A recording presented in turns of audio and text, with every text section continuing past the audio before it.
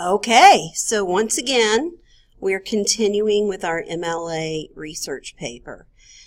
This video is going to focus on how to take those sources that you cited down here on your Works Cited page, how to take this source, and next year you'll need to have 5. For this project, I want you to have 2, so I still need 1 more. But now that I have this down here, now that I know where this source is, so this citation right here, climate change evidence, how do we know? This is a citation we created in EasyBib on the last video, and here it is over here, climate change, how do we know? How do I use information from this source in my paper and cite it? So here's where we left off with the paper at the end of the introduction. What I'm going to prove in this paper is that global warming is real. So I'm ready for my next body paragraph. I'm going to hit Enter and Tab to indent my next paragraph. And where do I want to go from here? Well, I guess I want to start talking about how I know global warming is real. So I'm going to go back over here. How do we know? And I've already been doing some reading. I've come back to this article several times, but I really like what this says about global temperature rise. This is pretty compelling evidence. Let's read this. The planet's average surface temperature has risen about 1.62 degrees Fahrenheit since the late 19th century. Okay, the planet's average surface temperature has risen about 1.62 degrees Fahrenheit.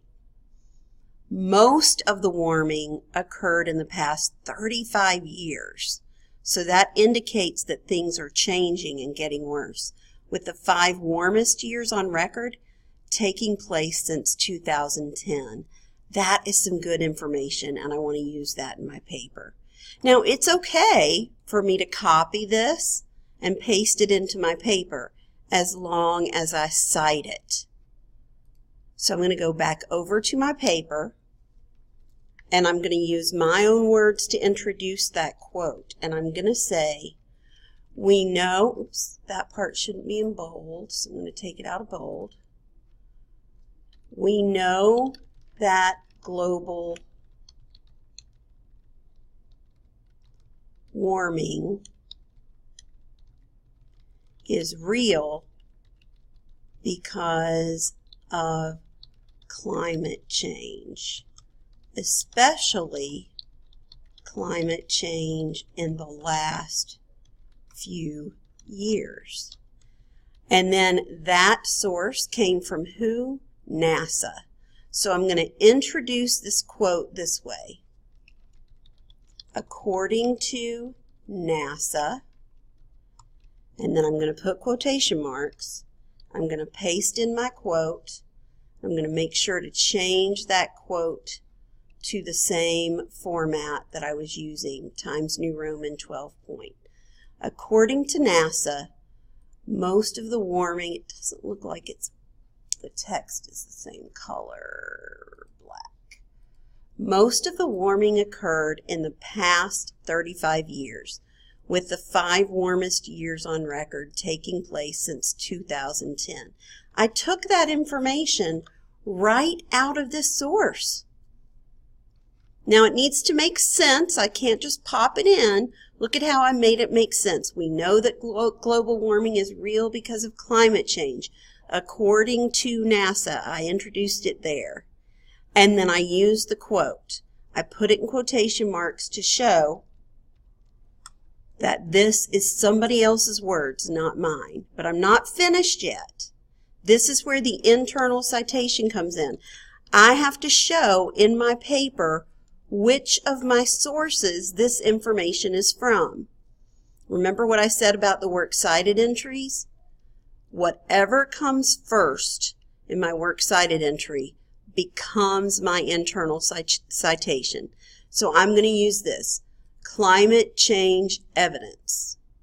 And because this is part of a title that's in quotation marks here, I have to put in quotation marks in my internal citation. I'll show you more of this later, but for now, I want you to get started doing the basic citation. We'll go over what if it's an author's name, what if it's something else. We'll go over all that later, but for right now, I want you to understand how to put information from a source in quotation marks in your paper, giving it an introduction in your own words. But now that I've pasted that in, I'm going to come down here to my works cited entry, and I'm going to use these first words, climate change evidence. That becomes my internal citation. I'm putting it in quotes because it was in quotes in the works cited entry. I don't use the whole thing. I'm not pasting this whole thing in there. I'm not even pasting in the whole title. I just need the first few words to show this is the source that this quotation came from. And then I close the parentheses and put a period after it. And that's all there is to it. I used my own words to introduce it.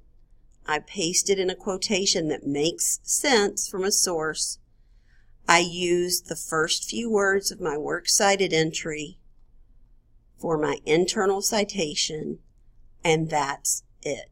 Now I just keep using more and more information, some in my own words and some in quotations. But remember in another video I showed you what an MLA paper looks like? Look, this is starting to look just like that one did.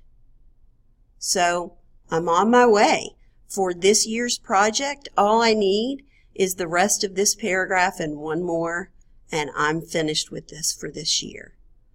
All right, so go work on writing body paragraphs, putting in information from your sources, and putting in internal citations that match the works cited entry. One more time, look at this. This is what makes it match. Climate change evidence, right? If I go down here, climate change evidence. That's what my works cited entry starts with. How did we get our works cited entry? Well, that was on the last video, right? Go back to that if you need to do more works cited entries. Go back to the one on using EasyBib. That's how you create this. So that's it. An MLA paper has a heading and a title page that looks like this. And it has internal citations that match a list of works cited. And that's all. That's what makes an MLA paper. Okay, so watch my videos, work on your own paper, read, read, read. That's the only way you know what to put in your paper, is by reading sources. Remember, you can use that information from your sources. Just put it in quotation marks if it's word for word, and give it an internal citation. That's what makes it research, not plagiarism. Okay? All right. Good job. Go to work.